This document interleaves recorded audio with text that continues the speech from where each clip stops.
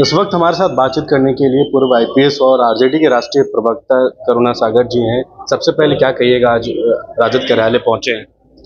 देखिए, हमारे राष्ट्रीय अध्यक्ष माननीय लालू प्रसाद यादव जी और माननीय उप मुख्यमंत्री तेजस्वी यादव जी के निर्देशानुसार आज राजद कार्यालय में श्री बाबू का, बिहार के श्री कृष्ण सिंह का जन्मदिन मनाया गया और ये एक जन्मदिन पखवाड़ा की तरह मनाया जा रहा है और पखवाड़े के समाप्ति पर एक बढ़िया कार्यक्रम, भव्य कार्यक्रम इसी राजद ऑफिस में होगा। तो उसी संबंध में हम यहाँ पर आए हैं।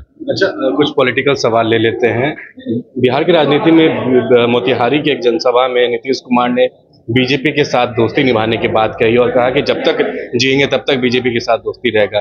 इससे राजद क्या सोचती है? आप राष्ट्रीय प्रवक्ता हैं। देखिए, उन्होंने बीजेपी के साथ दोस्ती की बात नहीं की थी, बीजेपी के कुछ लोगों के साथ दोस्ती की बात की थी और ये बहुत अच्छी बात है।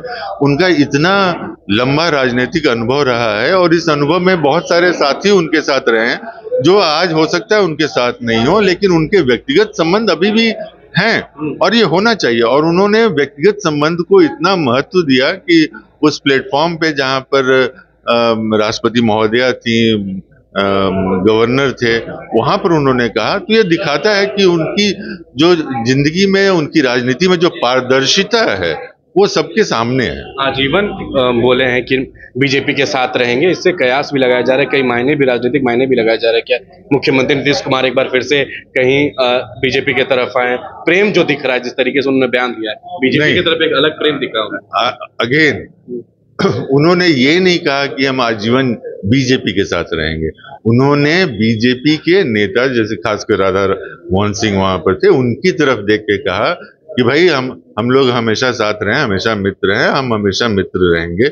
और ये बात उन्होंने कई जगहों पे कही है और वो कभी भी व्यक्तिगत संबंधों पर राजनीति को हावी नहीं होने देना चाहते हैं और ये लोकतंत्र के लिए एक बड़ी अच्छी बात है और मुझे लगता है कि सभी नेताओं को ऐसा करना चाहिए। लेकिन राज्यसभा सांसद बीजेपी के जो सुशील मोदी हैं, वरिष्ठ नेता, उन्होंने कहा है कि नीतीश कुमार इसलिए इस तरीके का बयान दे रहे हैं क्योंकि वो आरजेडी और कांग्रेस को डराना चाहते हैं और समय समय पर डराते हैं ताकि अगर आप लोग कुछ तंग करिएगा तो वो उधर चले जाएंगे। सुशील मोदी ने बयान दिया है, कल ही बयान दिया उन्होंने। देखिए, उन्होंने क्या बोला है उनको बोलने दीजिए, सीनियर आदमी है।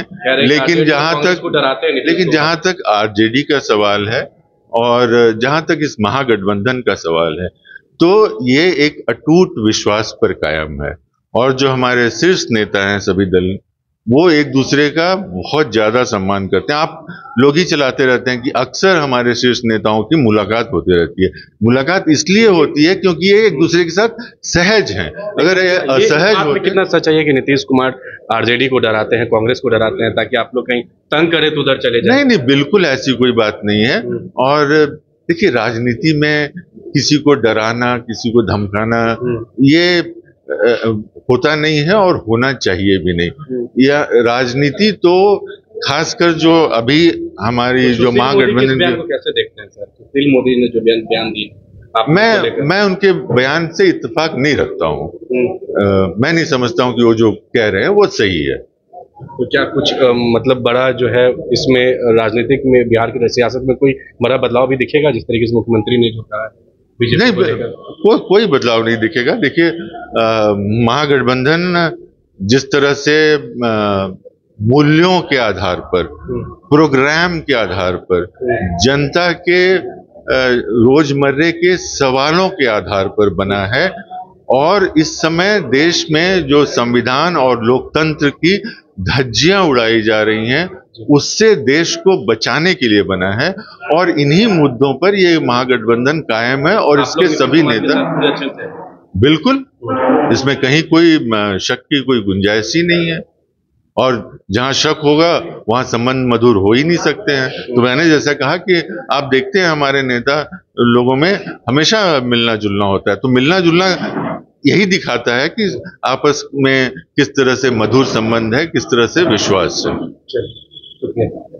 तो आपने देखा जिस तरीके से आरजेडी कार्यालय में राष्ट्रीय प्रवक्ता जो हैं आरजेडी के करुणा सागर पहुंचे थे और पूर्व आईपीएस भी रह चुके हैं। उन्होंने साफ तौर पर बताया है कि नीतीश कुमार जो भी बयान मोतिहारी में दे उसका कोई राजनीतिक मायने नहीं निकाला जाए। उन्होंने व्यक्तिगत तौर पर राधा मोहन सिंह की तरफ इशारा करते हुए ये बात कहा था और ऐसी कोई बात नहीं है। सुशील मोदी के इस बयान को वो नोटिस भी नहीं लेते और उनके बातों पर कोई खबर नहीं रखते। पटना से सहयोगी विवेक रंजन के साथ मैं अविनाश, बाइस्कोप न्यूज।